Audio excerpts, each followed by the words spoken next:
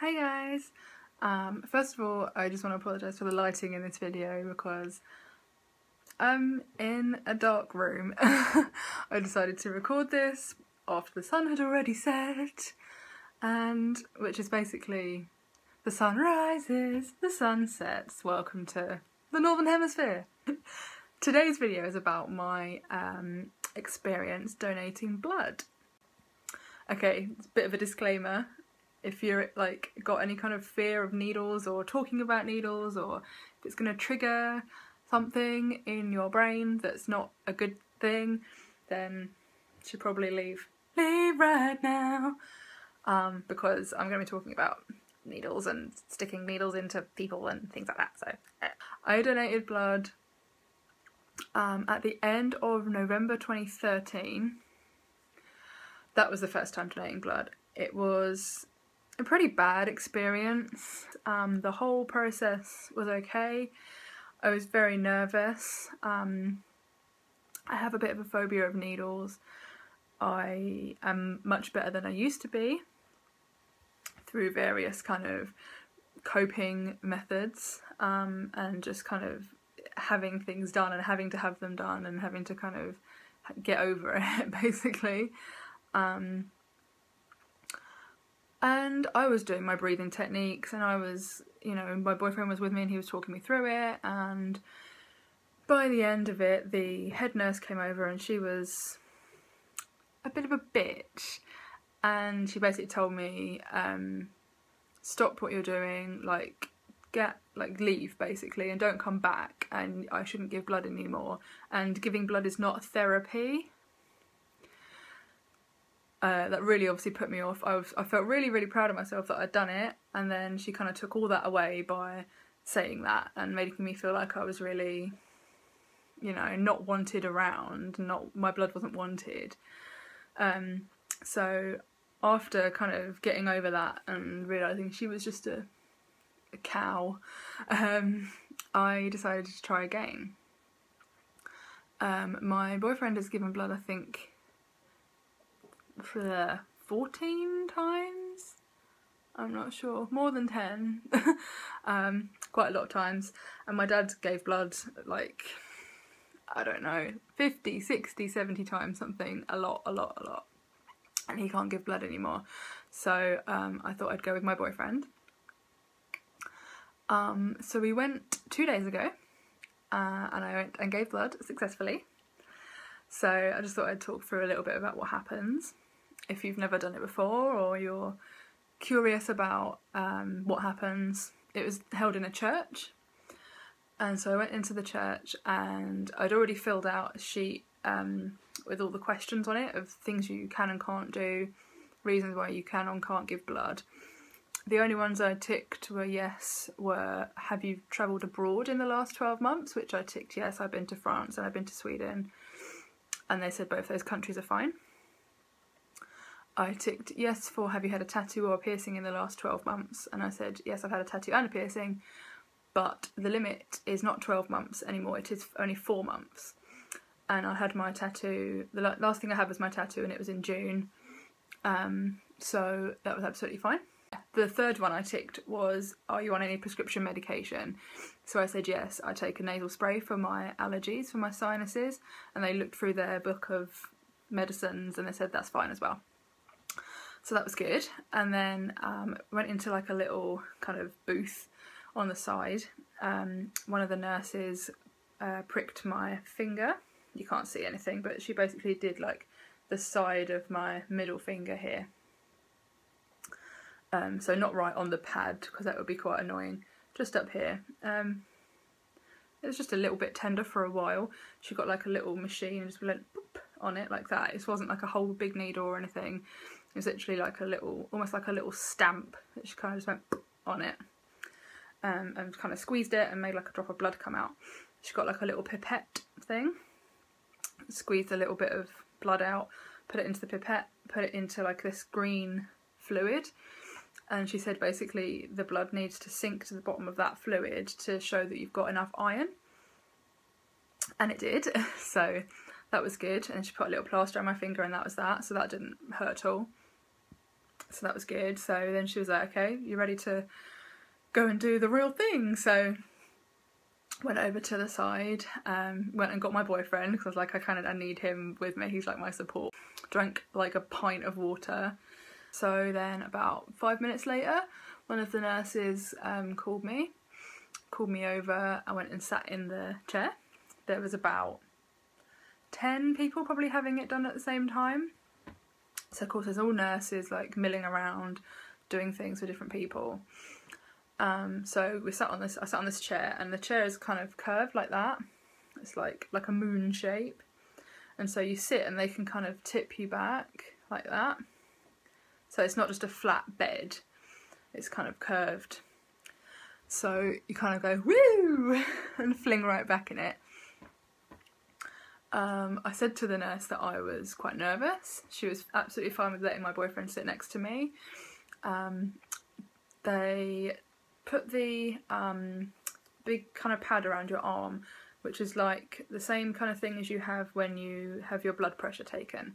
So it's not like a thin strap tourniquet, it's like a proper whole cuff. They don't do it very tight at all. It's not tight like blood pressure test. It's just a cuff around the top, reasonably tight, but it doesn't hurt. And then they were kind of poking about in my arm, checking for veins. And I said, normally they take from my right arm, even though I'm right-handed, I have quite a prominent vein kind of over this side. And when I've had blood or stuff taken, when I had my IV drip a few years ago, they usually use that one. And they were like, okay, since you're right-handed, we'll try and use your left hand, your left arm. So I was like, okay, you're the boss. So they poked around and they said, okay, we think there's a pretty good vein here. We'll try and use this one. They get like a little swab, like on a stick, and they set a timer. I think it's a minute, and they clean the whole area, like where they're going to do the donation, the whole area of your arm. They kind of clean it. I think it's like some kind of sanitising thing on a cloth. So they set the timer and they clean it for like a minute. So that was like the head nurse who was doing that. And then the sort of other nurse came over and actually put the needle in. And she was very nice and calm about it, and it kept me calm. Because last time I was kind of freaking out. The kind of, in my head there's different levels of like anxiety with needles for me. Like the actual insertion of the needle is quite a high anxiety. Once it's kind of in, I can sort of forget about it, but the actual insertion is a bit of a problem for me. And so she put it in, and she then called over the head nurse, and I was like, oh my god, what's happening? I didn't look the whole entire time. I didn't look at my arm or what things were happening in my arm. I was just like, no, not looking, la la la. So she called over the head nurse, and I was like, oh god, what's going on? And she said, we're not getting any, there's no blood coming out. I was like, oh, okay. Sorry. So it makes me kind of cringe to think about it. Apparently, she didn't say this, but this is what my boyfriend thinks happened, because it's happened to him one time before. My vein was deeper than they thought it was under my skin. And so she inserted the needle quite shallow under my skin. So like this is the skin. She'd kind of put it like that, and she should have put it more like that. She didn't put it sort of deep enough to hit the vein. And so that it was making me go to think about it. The head nurse came over, and I think he probably he didn't, oh, it's making me cringe still talking about it. I'm sorry. He didn't take the needle out again, so I think he kind of wiggled it a bit to go into the vein. Oh god, it's really setting off my anxiety, sorry. I know that it like happened to me, but like thinking about it and talking about it now is kind of really making me a bit blur. So, yeah, sorry if I'm making anyone feel a bit uncomfortable, but I think that's what happened. I think he pushed it down into the vein from where it was. So I was like, okay, like I couldn't feel anything, it didn't hurt, like it felt kind of like tingling the whole time that it was in. It just felt a little bit tingly, but not pain and not, you know, I didn't feel like I was going to faint. I've touched wood, I'd never fainted in my life, so maybe that's just me. And I was just lying there and talking with my boyfriend and fairly calm. They would tell you something to do is uncross and cross your legs. So kind of do that with your legs to kind of keep blood flowing around your body, because obviously if you're lying there quite still, your blood's going to kind of slow down and not flow so much. So I was wiggling my legs about, and they say like unclench and clench like your bum and your thigh muscles, kind of wiggle about with the bottom half of your body. So I was doing that and kind of dancing about in the chair. The thing started beeping, like making some kind of beeping noise, and I was like, oh, does that mean I'm done? Because I could hear that for other people, and the kind of nurse was going back to them and it's like, oh, you're done now. So I heard it beeping and I was like, oh, is it done? And they were like, oh no, that beeping means that the kind of flow of blood has slowed down. And I was like, really? I was like, I'm doing the dance in the chair, what can I do? Like, I can't believe this is like going so badly. What am I doing? So they said it has to be, I'm not really sure what they were talking about at that point, but I think they were saying something, it has to be 428, and it was like 414 or something. I don't know if that's mils of blood or pressure of some kind, I don't really know. But they were like, come on, like, you know, you can do it, you can get up to the 428 or something. It was 428 or something like that. And the head nurse literally came over and just kind of held my arm. He wasn't like pushing the needle in, he wasn't pulling it, he wasn't pulling anything around, I don't think. I wasn't looking, but I didn't feel him doing anything. He was just kind of holding it. He gave me a bandage, because you have to do this like the whole time. And I think maybe I wasn't doing it like enough. Like, it's hard to kind of tell how much pressure you're putting when you squeeze your hand. Like, I wasn't kind of going feebly, but I wasn't really sure how much to do, and I was a bit nervous about kind of moving my arm too much, because I have this irrational fear that the needle is somehow going to tear its way out of my arm. So he gave me like a little roll of bandage, like in a packet to squeeze, while I was trying to get up to the 428, and I think that helped a bit. It's almost like a stress ball or something like that, something you can actually squeeze rather than just trying to squeeze the air. He eventually got up to the limit of what it should have been. I was twisting my legs around and like wiggling about with my bum, like pumping the chair and like really getting into it. It's like, come on, because I think after 20 minutes they have to take you off. So if you haven't reached that limit of 428, whatever's, by 20 minutes they have to take you off, and they can't use a donation because it's not enough blood. So I was like, I'm not going through all this and then not having a complete donation. That's not happening. So I was like, come on, 428, team 428, hashtag 428. So I don't know what 428 is, but I got there in the end. And that was like, they were like, yep, that's it, brilliant. Whipped the needle out. And he put that bandage that I'd been squeezing around my arm. He put like a little pad of like gauze stuff directly on the place. You then have to hold it, I think it was three fingers above and one below, something like that. You hold your arm like that up above your head for a little bit to stop the kind of bleeding. And yeah, he wrapped the bandage round, and put a little cigarette butt, almost like a tube of hard cotton wool, like over the actual like needle hole, I guess. And he was like, leave the bandage on overnight. And I know that's not kind of the norm. I know usually you just get like a little plaster, and you take the top one off after about an hour, and you take like the underneath one off after about 4 hours. But because I was like a special case, I left it on overnight. Then afterwards, I got up and I felt okay. I didn't feel lightheaded or anything. I just felt a bit like mentally drained as well, because it was obviously quite a lot going on. I went and sat down, had a cup of tea and had some ginger nuts. Yeah, yeah, just sat with the other people that had just donated, had a little chat for a minute, and then we went back home. That was about 4 o'clock that I gave the donation. By the time I got home, I felt really like shattered.